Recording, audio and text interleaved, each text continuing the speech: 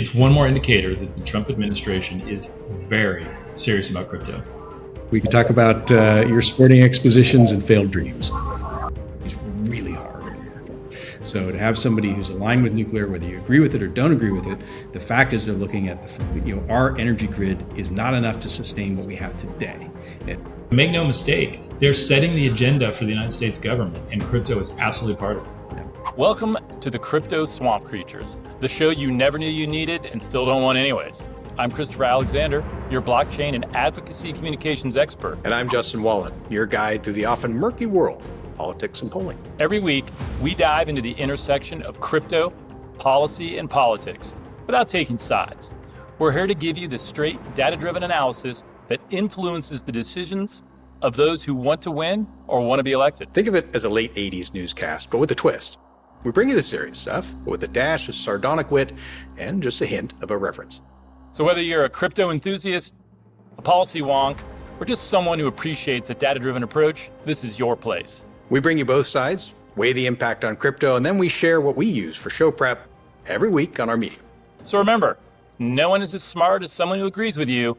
And now get ready to enter the no swamp zone.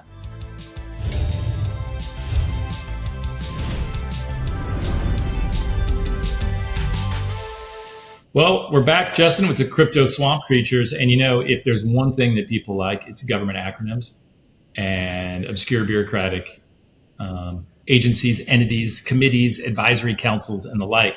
But believe it or not, they can have an outsized impact on your cryptocurrency and the value of it. So let's kind of jump in and talk about two pretty interesting developments. One, we alluded to in an earlier segment, the PCAST, that is the President's Council of Advisors on Science and Technology, and that is headed by crypto czar David Sachs.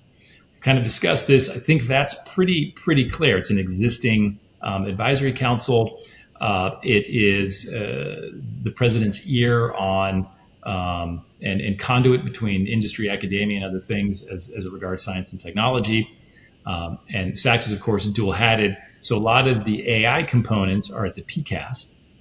And then there's a second new council, which reports to Sachs, but is led by a guy whose chief qualifications seem to be that he ran for office and he was a wide receiver. And we'll get into that. But let's talk about that other council. And I got to look down because these things are crazy. It's the President's Council of Advisors for Digital Assets. So I think you have the PCAST, which is your AI side of high performance computing, and you have your PCADA, kind of ethnic sounding. It's not sure what they're going to call it. The PCADA. I hope they call it PCADA. It sounds like a Brazilian, something you'd get at a Brazilian steakhouse. But that's the Council of Advisors for Digital Assets, and that is headed by somebody who's a little bit controversial, Bo Heinz. We both kind of dug into him, and Justin, what did, or perhaps more importantly, didn't you find about him? Yeah, he's mercurial, at least on paper. So we know that he graduated from Yale. He's an attorney. He's a football player. Yeah, they kept bringing that up because, by the way, that's my chief concern. Right? Can this guy run like a route? Because if he can't, I don't want him making Bitcoin policy. Well, I think he got injured and retired out of his college football days. But he ran for Congress twice. And this is where it gets interesting and also a little more opaque at the same time, is he threw a lot of money at his campaigns, loaned a lot of money, and he's under 30. So he was lending money when he was around 26, I think, which is, there are two guys or gals who do that. One is someone who's giving them money. They won the sperm lottery, and bravo for them. And the others are people who have made their own buck. And he's awfully young to have made that kind of money, and hats off, because if he has, that is interesting. How he made the money, very difficult to find out. He owns business, but we don't know what that is. At least I mean, someone does, clearly, but it's not that easy to figure out in a quick cursory search. So there's a little bit of mystery there, but he's clearly capable. I feel kind of dumb at the moment because I might have an inkling where he made his money. And I'd love to look at some filings to see, but I'm just going to spitball here. He's young. He made a whole bunch of money. It's somewhat private. Could it have been Bitcoin? See, it seems to point in that direction, that it is tech or Bitcoin, or of course that confluence of the two. But and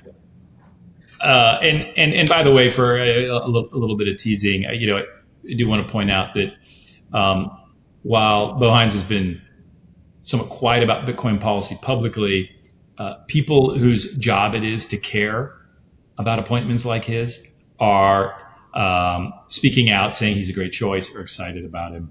He is a lawyer by training. I think a big component or a big part of the description that the president-elect made of him was that, this idea of the regulatory framework and clear rules for industry. So I think he's going to be perhaps the executive branch kind of liaison to the SEC and other places. That would make sense as a coordinating function. And, all kidding aside about him being a football player, he clearly has other qualifications that people have seen. And now I really want to try to figure out if he's got Bitcoin, because that sure would connect a lot of dots. If this guy got into mining early, perhaps bought a lot of Bitcoin early, and that's how he's funding campaigns and things, that would certainly make a ton of sense. Of course, he went to Yale. He's either smart or his parents went there. And so either way, I guess that it can explain how you get money. But you can earn it. You can be the most important thing about it, right? Like, first off, we think he's interesting. I mean, to be young and be appointed to that degree and have some money in your pocket, it makes you interesting. That's all there is to it. But the fact that those who surround him think that he's a solid choice, thoughtful, serious people in the industry think he's a solid choice, that speaks volumes towards the things that we can't easily see from just scraping the surface. So absolutely, I think reading the tea leaves, how people are reacting to him, it seems like a good thing. I think there's one other kind of interesting thing to consider. We've sort of tracked agencies and appointments and things that have mattered to Trump, and he put very, very serious people in at the SEC, at Commerce, and other places, people who would be insiders, swamp creatures, frankly. It would be fair to level that charge at them, but respected on both sides. Competent administrators. David Sachs, while not having a lot of government experience, PayPal Mafia guy, heavy hitter.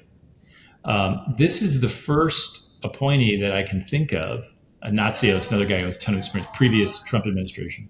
This is the first newcomer to the policy and the sausage making side of things that he's appointed.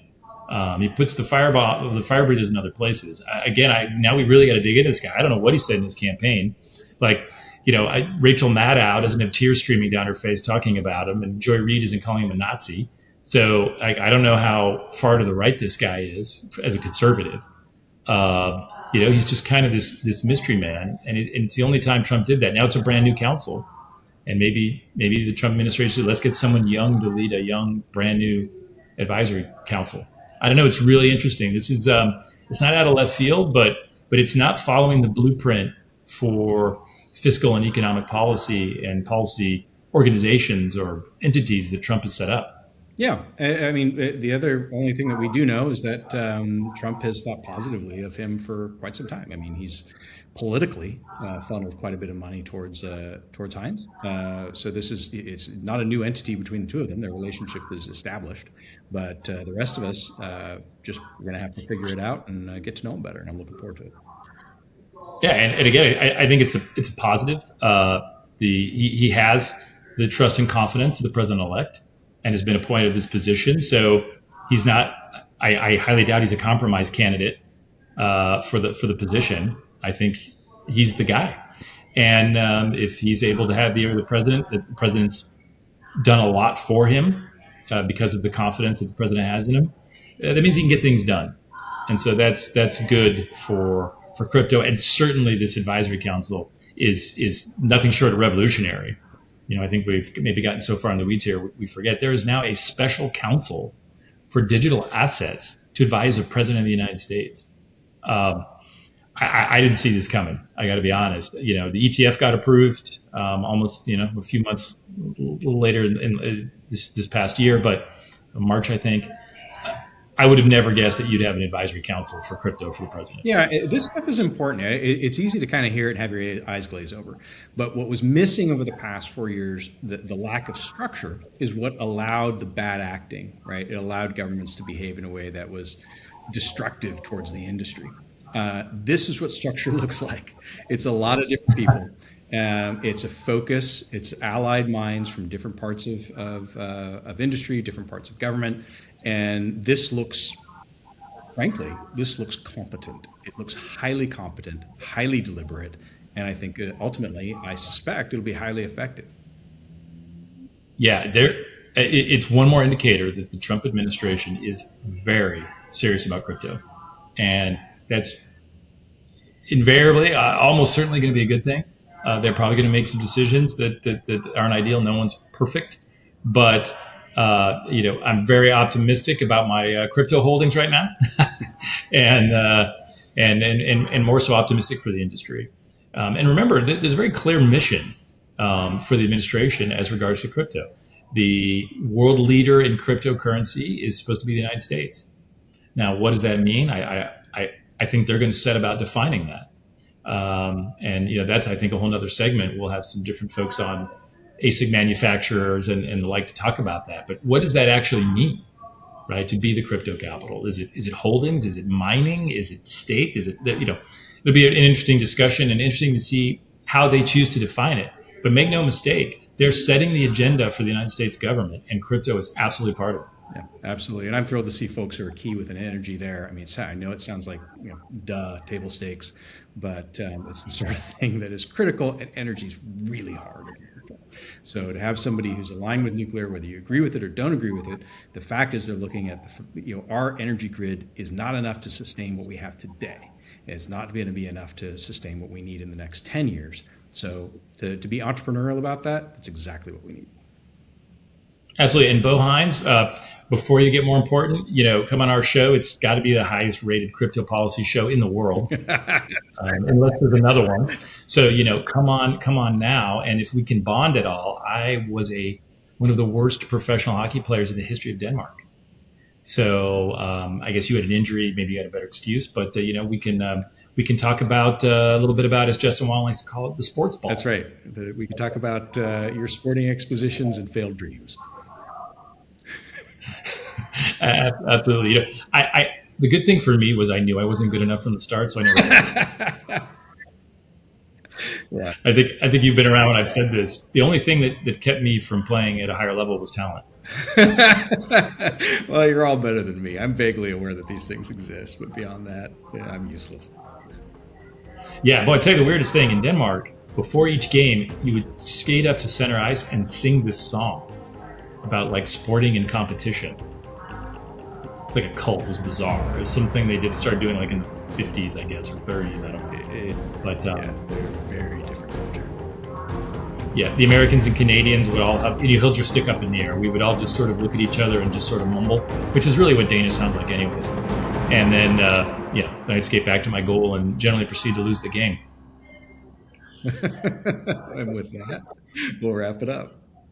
And that's all for this week on the Crypto Swamp Creatures. We hope you enjoyed this deep dive into the intersection of crypto, politics, and policy. Remember, the data doesn't lie, and neither do we.